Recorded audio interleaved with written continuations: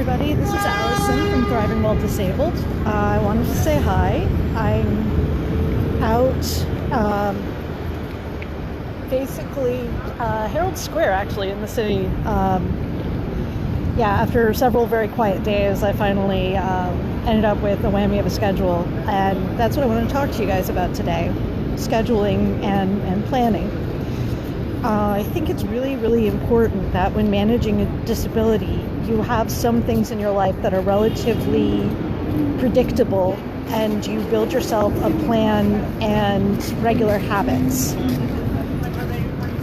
It's really important because it feels like all our lives we have schedules and habits and some baseline expectations of where we are and what we're doing. When we're younger, we're going to school, and then as we get older, usually it's advanced schooling or jobs. There can be flexibility, but there's these time commitments that we make, and thinking about things, we usually have a before and an after, which is something to kind of build your life around. It's a structure for your life. And usually with a lot of disabling conditions, we lose that. We lose that ability we lose the guarantee of having a schedule. We don't have to go to work. We don't have to go to school. It's not possible for us to. Not we don't have to. It's we can't. And the thing is, though, that if you don't do anything once you're past a certain healing point, that too can make it really hard to do anything else.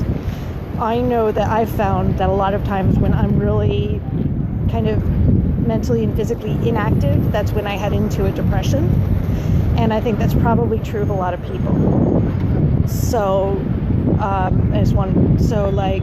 to me, creating a time pattern, a schedule, even if you're building it off of your households, which makes sense too, just can give you something to hang on to for the day, something to aim for, something to look forward to.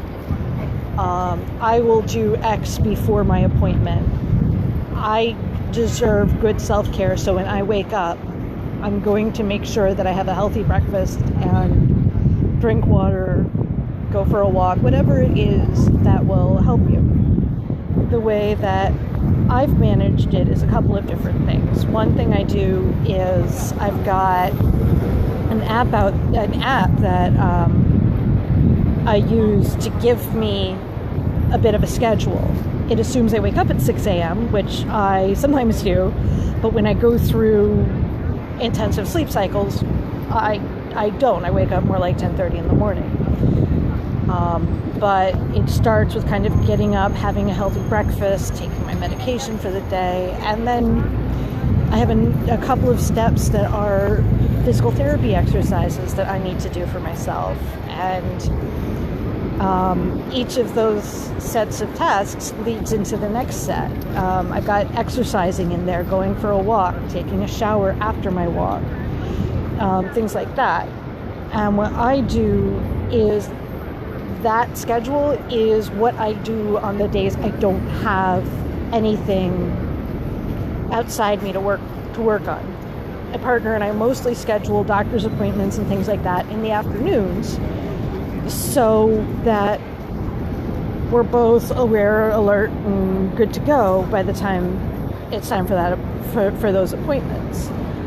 So I'll look at my schedule. Well, I'll look at what I have planned for the week. Doctor's appointment, committing to plans with friends, things like that.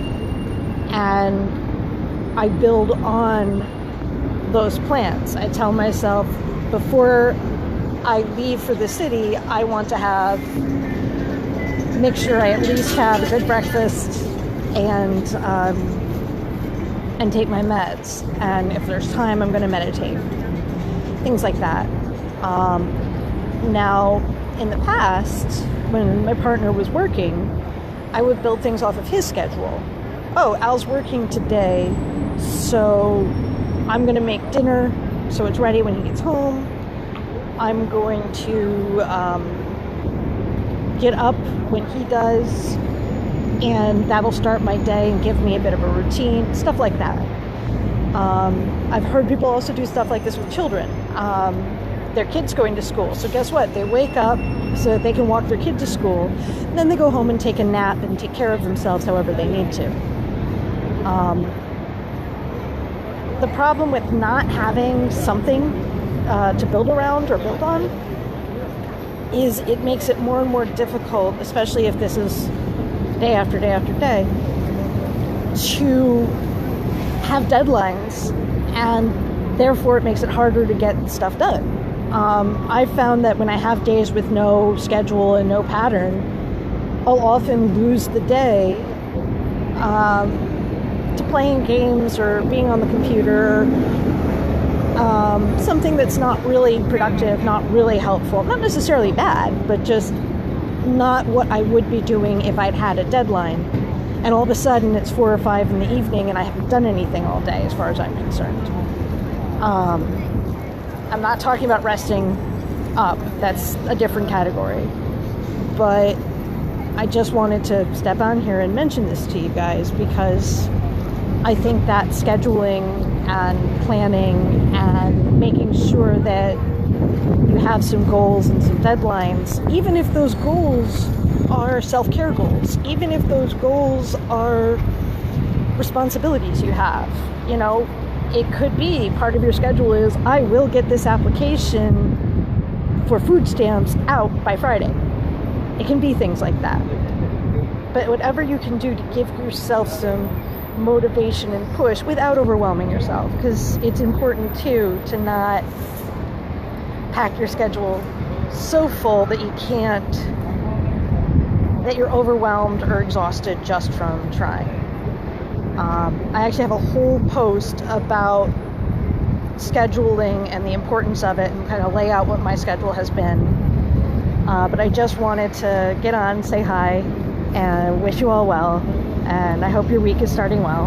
And plant that seed of building yourself a schedule to make your life easier and more manageable so that you know what you're doing and can give yourself some comfortable deadlines. All right. Thanks so much. I will talk to you all later. Take